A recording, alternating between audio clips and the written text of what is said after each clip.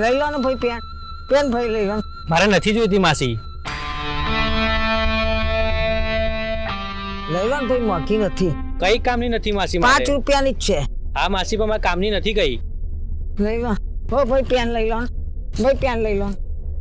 માસી કેટલી પેન વેચાઈ? સવારથી 3 જ વેચાય છે ભાઈ. બસ? હા 3 જ. બધી પેન કેટલાની? 200 રૂપિયાની. લાવો બધી પેન મને આપી દો.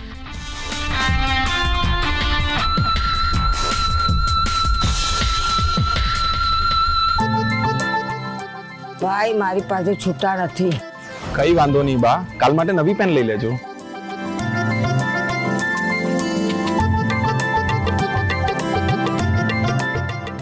Thank you uncle.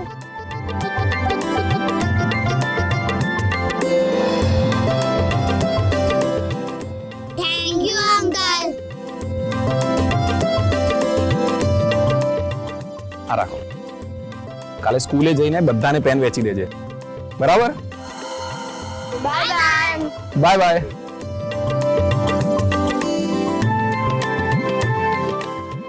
ભાઈ કહેશે કે ભગવાન દેખાતા નથી. આજે મેં ભગવાન જેવો માણસ જોયો. આ જ રીતે ગરીબોની મદદ કરતા રહેજો. ઉપરવાળો તમને લાંબુ આયુષ્ય આપે. થેન્ક યુ માસી.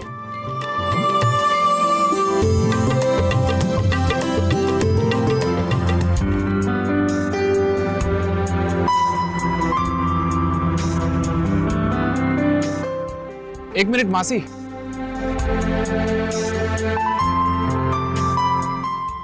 ઉભા રહો.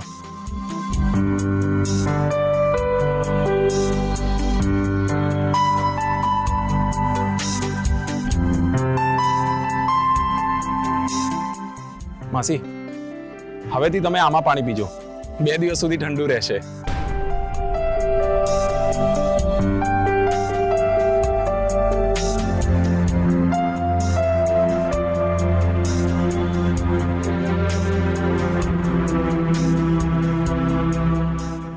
બીરેનભાઈ, તમે હજી એવા ને એવા જ છો. અરે શું કરું વેદિકા, લોકોની મદદ કરવી મને ખૂબ જ ગમે છે. એમ માનો કે મારી હોબી છે. પણ રૂપિયા 2000 નો ફ્લાસ્ક તમે એને આપી દીધો. તમે 2000 નો ફ્લાસ્ક જોયો, પણ માસીના ચહેરા પર 2 લાખની સ્માઇલ ના જોઈ? એમ માનો કે મને 1,98,000 નો ફાયદો થયો. ચલો. હા.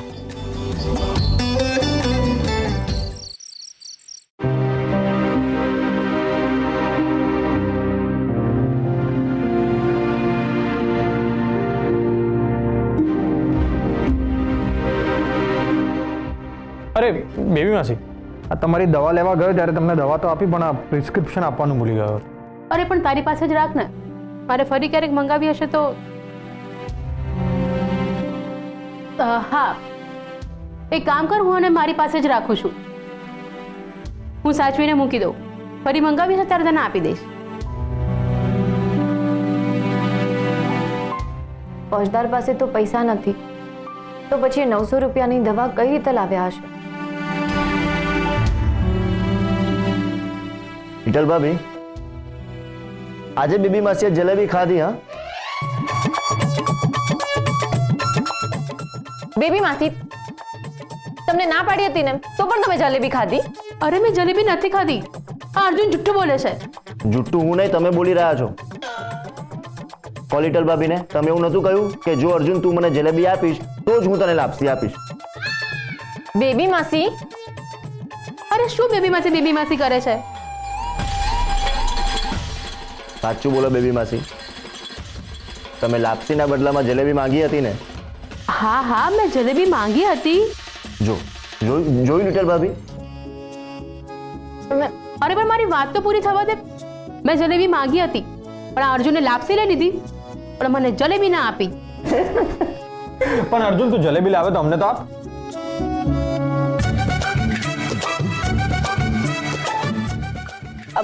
બધા આમ શું જુઓ છો? એ તો હું ને અર્જુનભાઈ ક્યારના ખાઈ ગયા.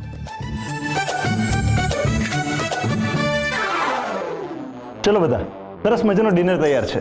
હા ચાલો ચાલો, મને તો યાર ક્યારની ભૂખ લાગી છે. એક મિનિટ.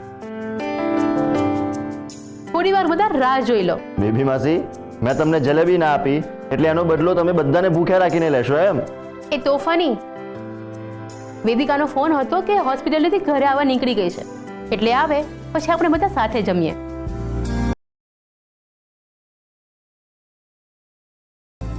આવો, અંદર આવો.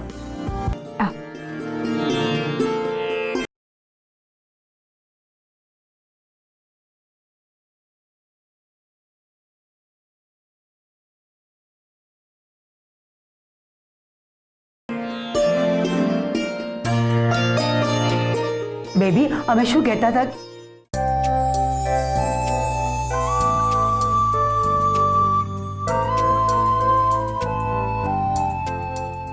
બીરેન, યસ બા. What a pleasant surprise. જય સોમનાથ બા.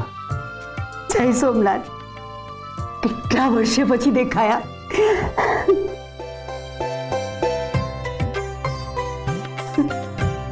બહુ બિઝી થઈ ગયા છો તમે. સોરી બા, પણ હું શું કરું?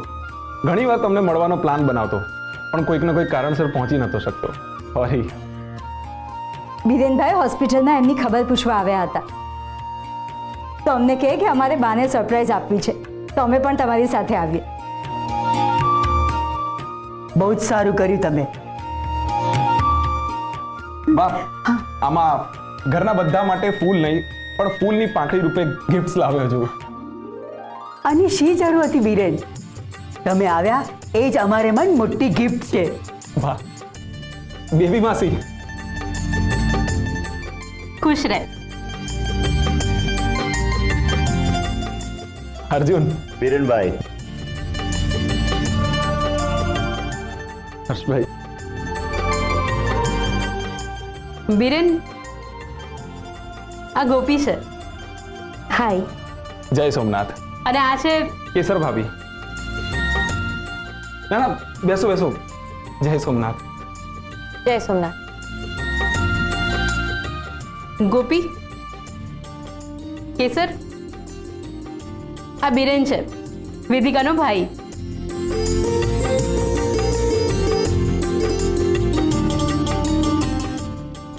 એક મિનિટ.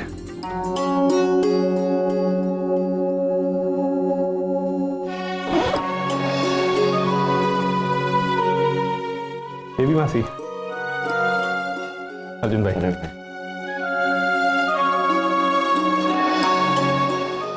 હર્ષભાઈ. કેસર ભાભી. Thank you.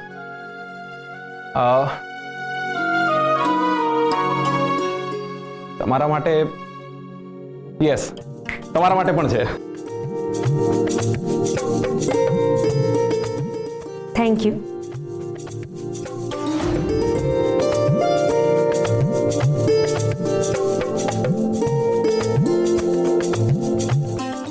બા, તમારા માટે.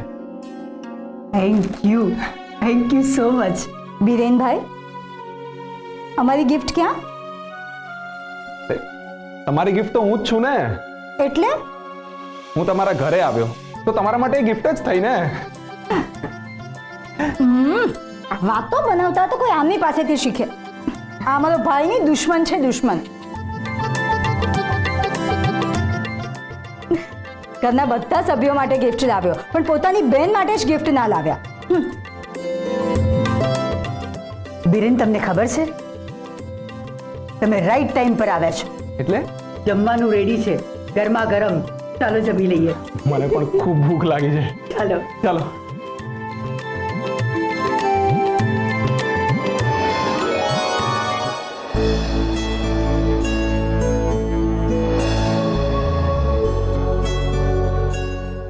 હર્ષ, તને એક વાત કહું.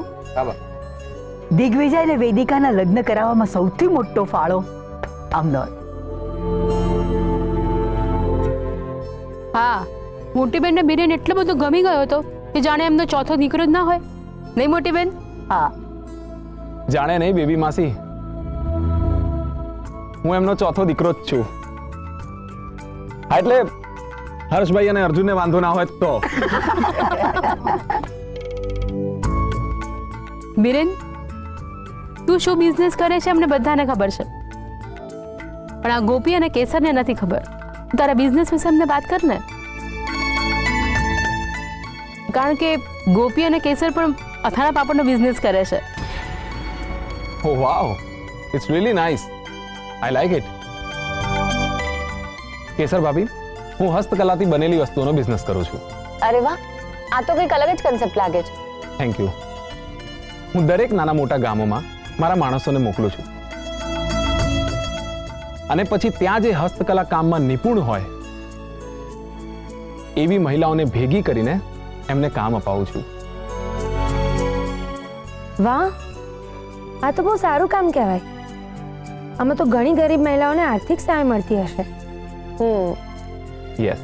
પણ જે બહેનો દૂર ગ્રામીણ વિસ્તારથી આવતી હોય એમનું શું? હા, તો અમે એમના માટે રહેવાની સેફ જગ્યાની વ્યવસ્થા પણ કરી આપીએ છીએ.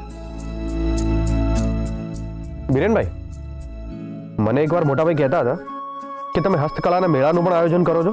હર્ષભાઈ, આમાં કેવું છે કે હસ્તકલાથી બનેલી વસ્તુઓની કદર થાય અને વારસામાં મળેલી ટેલેન્ટ જે આજકાલ બહુ ડચકા ખાઈ રહી છે એને હું જીવંત રાખવા માંગુ છું. એન્ડ ઓફ કોર્સ આપણા કામના પ્રમોશન માટે પણ હું અવારનવાર મેળાનું આયોજન કરતો રહું છું. વાહ, જોરદાર બિઝનેસ. સમાજ સેવાની સાથે સાથે ફાઇનાન્શિયલ ફાયદો પણ થતો હોય પછી આનાથી વધારે સારી વાત કઈ હોઈ શકે? તો ખાલી તમારે હસ્તકલા મેળાથી જ વસ્તુઓનું વેચાણ થાય છે? અરે ના ના, અમે દરેક મોલ્સમાં એક શોપ ઓપન કરી રાખી છે અને ત્યાં અમે અમારી વસ્તુઓ વેચીએ છીએ. એનાથી શું થાય કે ત્યાંના ગ્રામીણ લોકોને પણ રોજગાર મળી જાય અને અમારી વસ્તુઓ પણ વેચાઈ જાય. બીરેન, તમે આજના યુવાનો માટે એક આદર્શ છો. આદર્શ. તમે સ્ત્રીઓના ઉત્થાન માટે ઘણું ઘણું કર્યું છે. આ કળિયુગમાં સ્ત્રીઓની ઉન્નતિ માટે વિચારનારા ઘણા ઓછા હોય છે. એમાંના તમે એક છો. આ બહુ જ સરસ કહેવાય. I am proud of you. Thank you બા. જોયું ગોપી, બિઝનેસ આવી રીતે એક્સપાન્ડ થાય. ગોપી, એ ગોપી, હા, તારી સાથે વાત કરું છું. ક્યાં ખોવાઈ ગઈ? એ તો હું આમની વાતો સાંભળીને બિઝનેસ એક્સપાન્ડ કરવાનું વિચારી રહી હતી. હા, આમની વાતો સાંભળીને તો મને પણ બિઝનેસ એક્સપાન્ડ કરવાના વિચારો આવે છે. આમના એક્સપિરિયન્સથી ઘણું બધું શીખવા મળે એવું છે, હે ને? હા, સાચી વાત છે. હા હા, કેમ નહીં. આમાં કેવું છે કે દરેક બિઝનેસ નાના પાયે જ શરૂ થાય છે અને પછી આપણી સૂઝબૂછથી અને મહેનતથી એને આગળ વધારવામાં આવે છે. અને આમાં તો તમે પોતે મહેનત કરી પોતાના પગ ઉપર ઊભા થઈ રહ્યા છો અને તમે બીજી સ્ત્રીઓને પણ કામ આપો છો. આ તો ગર્વ કરવા જેવી વાત છે. દરેક સ્ત્રીએ પોતાના પગ પર ઉભા રહેવાનો પ્રયત્ન કરવો જ જોઈએ. સાચી વાત છે બેબી માસી. હું ઘણી વાર વેદિકાને પણ કહું છું કે તું આમ ફ્રી ના બેસ, કંઈક ને કંઈક કર્યા કર, પણ મારી વાત માને એ બીજા. બસ હા બીરેનભાઈ. કેમ બસ? મેં તને હમણાં પણ કહ્યું હતું ને કે પોરબંદરમાં હું એક મેળો યોજવાનો છું, એમાં તું મારી મદદ કર. પણ આ છે કે ટસની મસ્ત ના થઈ.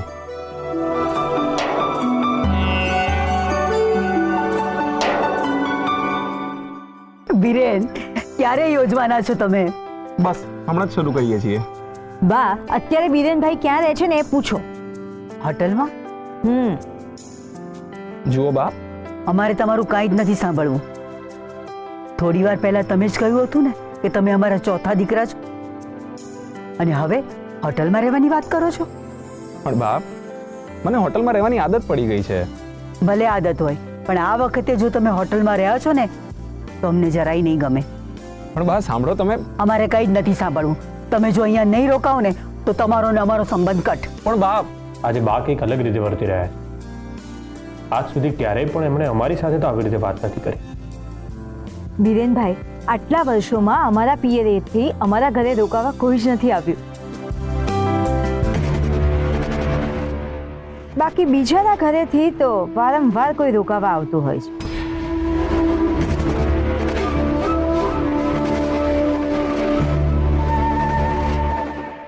તો પછી નક્કી, બીરેન હવે અહીંયા જ રહેશે.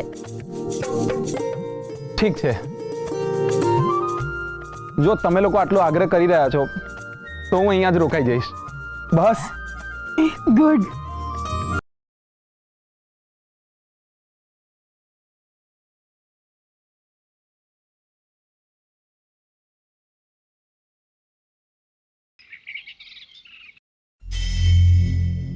સાસુમાં કેમ હજી ના આવ્યા?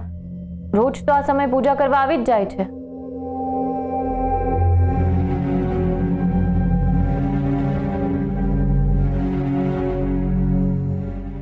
કેસર વહુ, તમારો પગ હજી ઠીક નથી થયો તો આટલી તકલીફ વેઠીને અમારા માટે ફૂલો લાવવાની જરૂર નહોતી.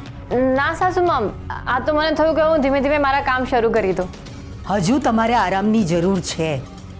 હા, પણ હું બેઠા બેઠા બહુ જ કંટાળી ગઈ છું, તો મને થયું કે હું ભગવાનને ચડાવવા તમારા માટે ફૂલ લેતી આવું. જો તમે આટલી તકલીફ વેઠીને ભગવાન માટે ફૂલ લાવશો તો ભગવાનને પસંદ નહીં પડે અને અમને પણ નહીં. નાના સાસુમાં, મને જરાય તકલીફ નથી પડી. પણ તમે આ પરિસ્થિતિમાં ફૂલો લાવ્યા કેવી રીતે?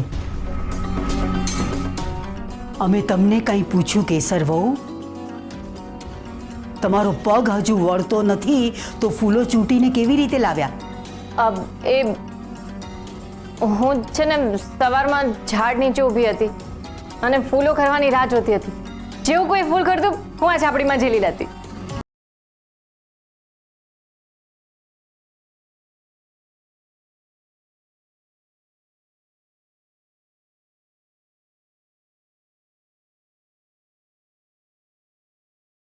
તો તમારે ખાસી વાર રાહ જોતા ઊભા રહેવું પડ્યું હશે. કેસર વહુ, તમને જો કંઈ થઈ ગયું ને તો અમારા હર્ષવર્ધન ઊંચા નીચા થઈ જશે, અને જો હર્ષવર્ધન દુઃખી થઈ જશે તો એ અમને પસંદ નહીં પડે. સોરી સાસુમાં, પણ તમે સંપૂર્ણ રીતે ઠીક થઈ જાઓ પછી ફૂલો લાવજો, અમને કોઈ પ્રોબ્લેમ નથી.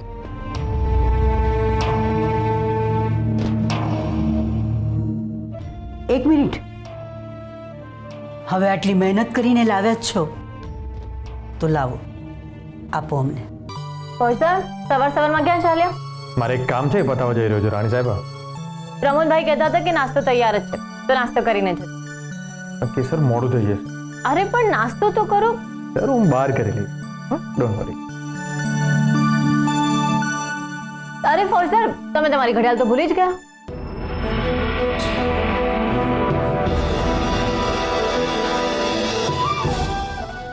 ઘડિયાળ તો બગડી ગઈ છે, પણ જો કેસરને કહીશ તો અત્યારે રિપેર કરાવવા માટે કહેશે અથવા તો નવું લેવા માટે કહેશે.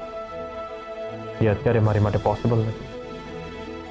એટલે આજકાલ તો લોકો મોબાઈલમાં જ ટાઈમ જોવે છે, તો હું પણ મોબાઈલમાં જોઈ લઈશ. કેસર, આજે એક મોટો ઓર્ડર મળ્યો છે. શું વાત કરે છે? તો પછી જલ્દીથી ડિલિવરી બોયને કહી દે. લે, સારું કર્યું તે મને કીધું, મને તો ખબર જ નહોતી શું કરવાનું છે. બસ બસ, હા ચાપલી, તું ચિંતા ના કરીશ, મેં ડિલિવરી બોયને કહી દીધું છે. ચલો તમે બંને વાતો કરો, હું નીકળું છું. જય સોમનાથ. અને હા, નાસ્તો કરી લેજો. જય સોમનાથ. પણ ગોપી, એ તો કે આ ઓર્ડર આપ્યો છે કોણે? ખુશાલભાઈ ફરસાણવાળા. અચ્છા, શું ઓર્ડર આપ્યો છે? ઓર્ડરનું લિસ્ટ તો બહુ જ મોટું છે, તેમાં ખાખરાનો ઓર્ડર સૌથી વધારે છે. ગોપી, આપણને આમ જ મોટા ઓર્ડર્સ મળતા રહેશે ને તો આપણે હેલ્પર્સ વધારવા પડશે. હા, તારી વાત સાચી છે. ગોપી, આપણે એક કામ કરીએ, સોલંકીભાઈએ જે લિસ્ટ આપ્યું છે ને એ બહેનોને આપણે જલ્દીથી બોલાવી લઈએ અને એમની સાથે વાત કરી લઈએ. સારું, અત્યારે તું આરામ કર, હું બીજા કામ પતાવીને આવું.